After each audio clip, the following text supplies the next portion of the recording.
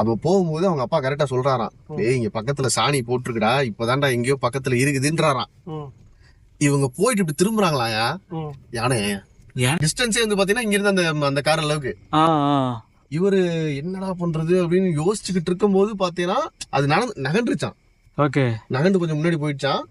இவரு வந்து லைட்டா முன்னாடி போலாம்னு சொல்லிட்டு ரேஸ் கொடுத்துருக்காப்ல. ரேஸ் கொடுத்தோடனே அது என்ன பண்ணிடுச்சு, போனது ரிட்டர்ன் வந்துருச்சான். போனது ரிட்டர்ன் வந்து இவங்களுக்கு வந்து தந்தம் வந்து இவ்வளவு டிஸ்டன்ஸா தந்தம் நிக்குதான். இவ்வளவு டிஸ்டன்ஸ்